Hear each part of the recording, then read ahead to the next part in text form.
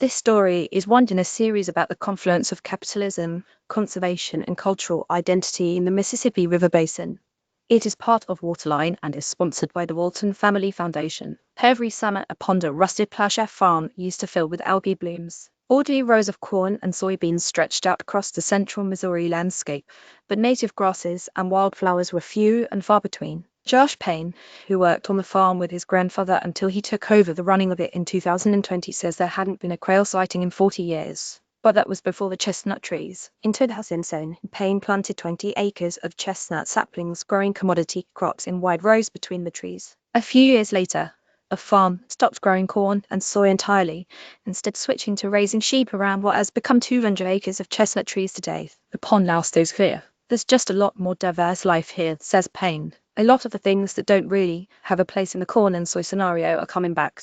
The fundamental problem is that annual monocultures are always going to be leaky systems, says Jacob Grace from the Savannah Institute, a nonprofit that promotes the integration of trees, crops, and livestock, also known as agroforestry, in the Midwest to support ecological resilience. They are not going to be able to function like healthy ecosystems, which is what we're ultimately hoping to see. Across the Midwest, about 127 million acres of land is in agriculture, and about 3/4 of that is devoted to corn and soy. Yet these dominant commodity crops pose challenges for both producers and the environment. Farmers at the whims of the global market are financially squeezed by low commodity prices. Monoculture crops are planted new each year, requiring expensive inputs and leaving fields bare and vulnerable to erosion for months. Fertilizer used on corn and soybeans is a major contributor to the estimated 1.6 million metric tons of nutrients that wash down the Mississippi River and its tributaries into the Gulf of Mexico each year, feeding the dead zone. Monoculture also takes a hit on biodiversity,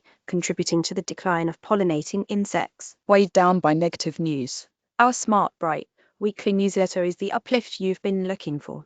Before agriculture became dominant across the upper Midwest, according to Grace, savannas stretched across the region, with scattered trees punctuating grasslands. Nut trees were part of that native landscape. Pecans flourished in riverside wetlands from the south to as far north as Illinois and Indiana. Black walnuts, native throughout the eastern United States, produced a smaller, more flavor-dense nut than their widely cultivated cousin. Incorporating trees and shrubs into today's working agricultural landscape can help farmland function more like an ecosystem, explains Grace. Tree roots make the ground spongier and better able to hold onto water, also minimizing erosion of farm soils. The dense root systems reduce nutrient runoff, and the mix of vegetation supports biodiversity. Unlike many conservation practices that require farmers to take at least some land out of production, like converting part of a field into a wetland, agroforestry allows farmers to continue to harvest a crop, Grace says. It's kind of a yes-and situation. Planting crops like nut trees can provide a type of multi-generational resilience because they can generate income for decades of consideration for many family-owned farms at a time when the agricultural workforce is aging and about 70% of U.S. farmland is expected to change hands in the next 2 decades. While some farmers may change over to perennial crops completely, farms can see benefits by planting, for example, a pecan orchard on a few flood-prone acres alongside their row crop or livestock operation. Diversifying into nut crops can be an economic boon for farmers, explains Ron Revord, director of the University of Missouri Center for Agroforestry. Farmers are embracing commercial cultivars of native pecans and black walnuts, as well as new varieties of nuts native to other parts of the world, particularly chestnuts and hazelnuts.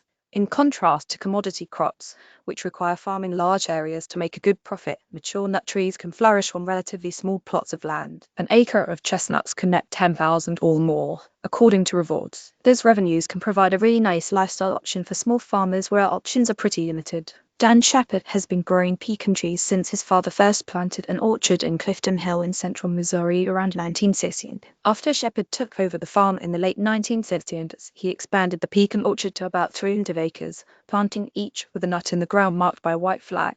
For about a decade in the 1980s, while the trees were still small, he farmed corn and soy between the pecans. As the trees got larger, he switched his focus to bison and grew hay in the alleys. Shepard's farm totals about 4,000 acres, 3,000 of which he leases to another farmer who grows row crops. Since he got out of bison in 2012, he has focused mostly on his 300 acres of pecans. In contrast to livestock and annual crops, pecans tend to be stable, he explains. But it has its challenges. In his agricultural area, Shepard could find multiple places to sell a truckload of soybeans within a few miles of his farm. That, he says, is not true for specialty crops like pecans. Shepherd has a processing facility and handles distribution himself through wholesalers. But for pecans and nuts in general, processing and distributing mechanisms are limited and highly localized across the Midwest. In Wolf Lake, an unincorporated farming community in southern Illinois, just across the Mississippi River from Missouri, Jenny Riemann is trying to kickstart a local pecan industry and is in the early stages of building a processing facility. Riemann grew up gathering nuts from old pecan trees.